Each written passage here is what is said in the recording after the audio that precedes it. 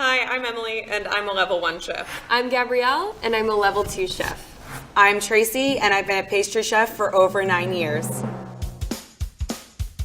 I bake probably like once a month, very rarely something as fancy as cinnamon rolls. I used to make them all the time with my grandmother, with my Nana. Whenever we would have leftover dough from making nut roll, we would take the leftover dough and make cinnamon rolls. Cinnamon buns are usually made with a fresh yeasted dough, such as a brioche, but I wanted to step it up a notch, so I've decided to go with a croissant dough for my cinnamon buns.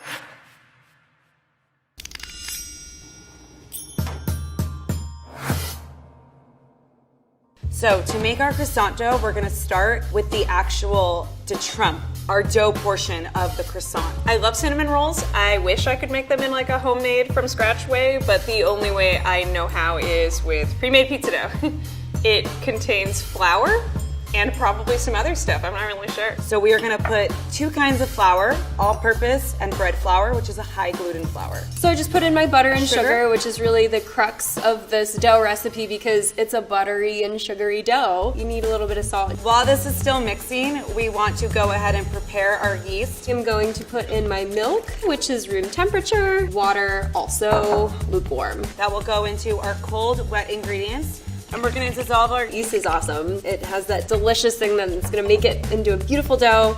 And then I'm gonna crack an egg. We are gonna combine our wets with our dries. I like to mix up my wet ingredients first, and then I like to add in just a little bit of flour. So I just keep going through batches of putting in dry ingredients into my wet ingredients. We're gonna combine this until it just comes together. And now I'm gonna transfer it onto my bench. And now I'm gonna just roll it out real fast into sort of like a rectangle. Oh, it's so weird. It looks like the villain in an anime I've been watching. And it does get messy. If you have a phobia of getting your hands a little dirty, then I don't know. Maybe you don't want to use this method. Okay, great. So what I'm gonna do now is just knead it until it becomes slightly smooth. I'm gonna transfer this to my plastic wrap. The next thing we're gonna do with it is transfer it into this other bowl. I'm gonna go ahead and grease it. All right, we're gonna give it another hour and a half to 2 hours to let the yeast rise and do its thing. You're then gonna take this and put it in the fridge for about 60 to 90 minutes. It needs to cool down. Right now it's too sticky to roll. So we're gonna give it a little nap. I'm just gonna roll this out. That'll just take me like an hour or 2. Ta-da!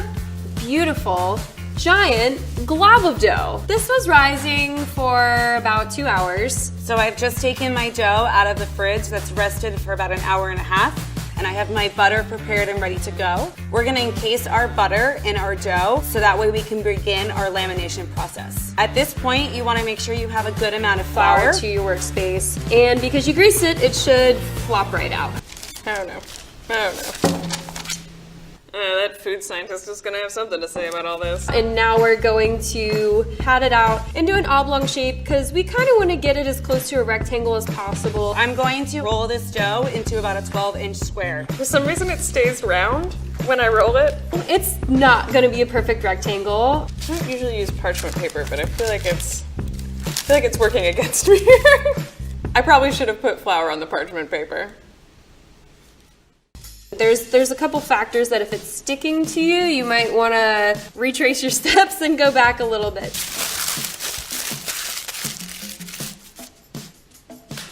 Second attempt. Hear me out. I'm gonna flour it.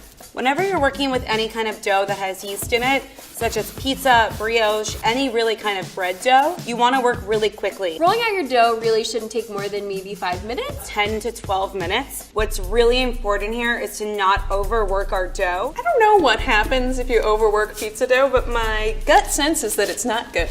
If you're working with a pizza dough and you overwork it, it's going to become essentially like a rock. So I'm pretty happy with this. We have about a 12-inch square. Have my edges aren't too thick, not too thin, just right, as Goldilocks would say. Now we're gonna take our barrage, or our butter portion, and actually encase it inside of our dough. And now we're gonna begin to fold our flaps up and cover our butter. You should have a nice square. What we are gonna do is roll it out, and now we're gonna proceed to fold it into a book turn. This is our first turn. We are gonna do 2 of these to give us enough layers. Now this goes in the fridge for at least an hour. It's honestly fine if you have little holes and things because it's just like places for filling to go through, you know? Yum, yum.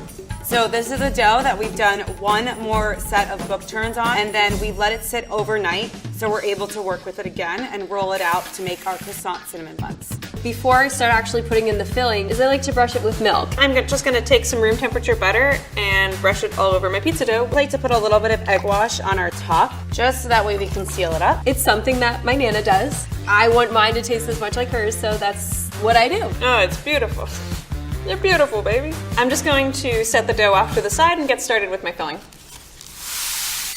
So we're gonna begin by just creaming together our butter and our sugar. Now we're gonna add light brown sugar. Going to combine brown sugar and some cinnamon. So I'm just gonna whisk these together.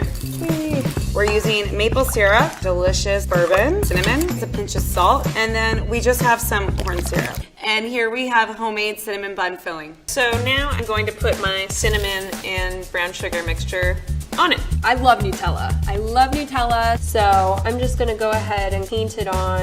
It feels like I'm painting a picture on a piece of dough, and my paint is my Nutella. What's more fun than that? So now we're gonna take our filling and we're just gonna spread it all the way through the end. Kind of less is more for this. I'm gonna add a little cinnamon. I think that cinnamon and Nutella go really well together. The next step that we're gonna move on to now is just shaping our cinnamon buns. Rolls. We are gonna fully roll each cinnamon bun individually. Be very gentle. Be very just tender and loving, because it's dough, it might fall apart. Honestly, I stand by the theory that if it breaks a little, that's fine. You're already using store-bought pizza dough. Who are you kidding? We wanna cut 1-inch strips. We just go ahead and start rolling it up. Yes! So here is my loaf. It's funny because it looks like a burrito. It looks like a giant burrito. We're just gonna cut it. So try and keep it even, about 1 inch apart. I'm gonna try and do this really gently so I don't squash them. These are like, each one is about 1.5 inches. And this goes into the tin. So we are going to put these rolls into 2 9-inch round cake pans. I'm gonna start with the ends to get a little practice because they're the worst bits. They can touch, that's no big deal. Let them have a party together.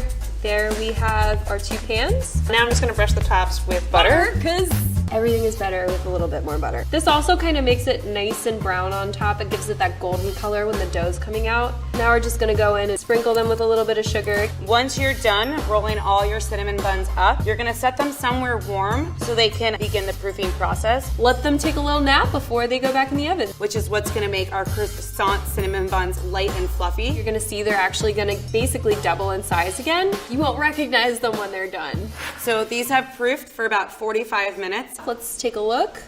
Ooh, they're so pretty. And now we're gonna bake these in the oven at about 375 for 20 to 25 minutes. Until they're golden brown and delicious. So let's do it.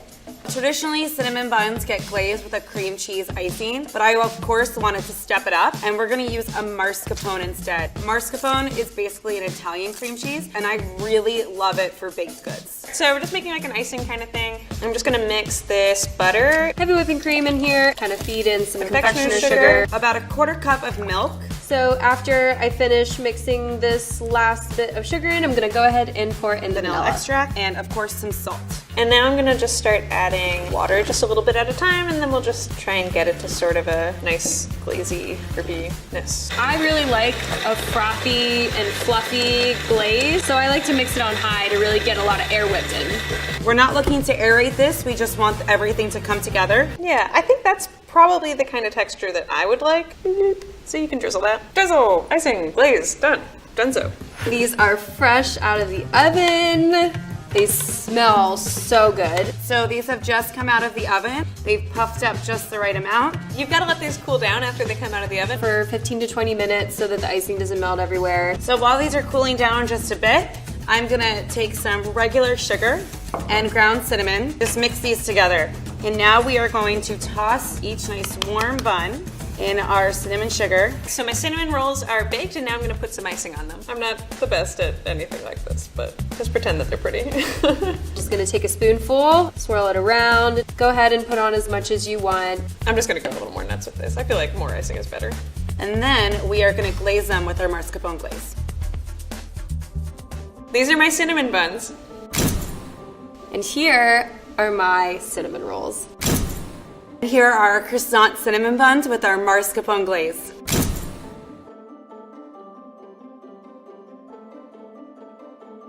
All right, our cinnamon rolls are ready to eat, and so I'm gonna take a bite. Oh my god. They're so good. That works. Pizza dough. The dough is buttery and spongy. This is so good. I think I'm gonna have to teach this in my next croissant class.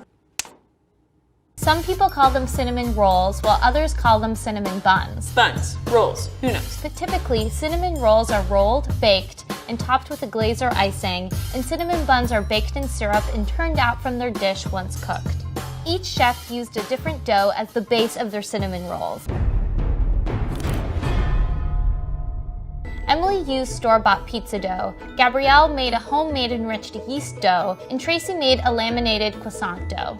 Each of these doughs are distinguishable by their fat content.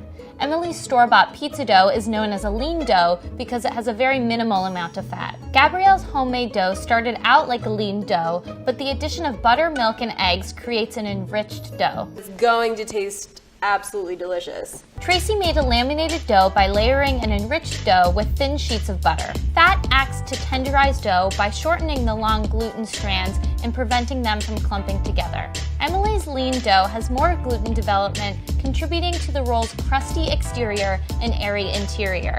Gluten also provides elasticity, which poses a challenge to rolling out the dough. The enrichment in Gabrielle's dough provides a soft interior and tender crumb. Tracy's laminated dough will become flaky because the water naturally found in the layers of butter will produce steam and puff each layer individually. Our chefs chose different ways to fill their cinnamon rolls. Emily coated the dough with softened butter and sprinkled over cinnamon and sugar. Gabrielle spread Nutella and cinnamon over her dough, and Tracy made a compound butter with sugar, cinnamon, maple syrup, and bourbon. Delicious bourbon. The sugar in the filling is hygroscopic, or water-loving. It attracts water from the dough, causing the dough to dry out quickly and stale after baking. If you prefer soft rolls and still want to use sugar in the filling, keep the sugar hydrated, like Gabrielle did with her Nutella, I should just start calling it a Nutella roll because that is really what it is. or like Tracy did with her compound butter. A European butter would be a good way to distinguish that. All of our chefs used a lot of cinnamon in their filling, Cinnamon. Cinnamon? giving the rolls their signature flavor and aroma. Cinnamon's flavor compound, cinnamaldehyde, is fat soluble, so when combined with fat in the filling, like our chefs did with butter, the flavor will be distributed throughout the roll, increasing its potency and producing a pungent cinnamon flavor. All of our chefs used the same techniques to shape the dough. We're going to go ahead and roll this puppy up. They stretched out the dough into a large rectangular shape, spread over the filling, rolled the dough into a log, and sliced them into rolls. After shaping their rolls, Emily baked hers right away, whereas Gabrielle and Tracy allowed theirs to proof before baking. It'll be worth the wait. Proofing is the final fermentation step that allows the shaped dough to rise before baking. During the last proofing step, the yeast in the dough will continue converting sugars into carbon dioxide gas, leavening the bread before baking. The enriched dough that Gabrielle and Tracy use require a longer fermentation time than the lean dough Emily used due to their high fat content and will benefit from the final proofing step. When the cinnamon rolls are subjected to the high heat of the oven, they quickly grow in volume due to the increased rate of fermentation. This process is called oven spring. Once the rolls have sprung, the crust will begin to form and the rolls will completely form their shape. The cinnamon that our chefs use contains a high content of volatile oils. This means as the cinnamon bakes, the flavor compounds vaporize, become airborne, and fill your kitchen with a delicious aroma. Oh well. All of our chefs created an icing to coat the top of their baked rolls. Emily made a thin icing by combining butter, confectioner's sugar, vanilla, and hot water. Because I know what I'm doing. Gabrielle also made a thin icing with confectioner's sugar, vanilla, and cream. Tracy coated the hot rolls in cinnamon sugar and then whipped a sweet mascarpone icing. It's a little sweeter and a little creamier than our traditional cream cheese. The icings that our chefs made add sweetness and flavor to the rolls, but also help return moisture to the dough after baking. Literally the icing on top. As mentioned, the sugar in the cinnamon swirl is hygroscopic, or water-loving, and will attract water out of the dough and increase the rate of staling. All of the icings made by our chefs will reduce the rate of staling by providing an additional source of hydration to the dough. The next time you're in the mood for a sweet treat, roll some of these tips into your next batch of cinnamon rolls.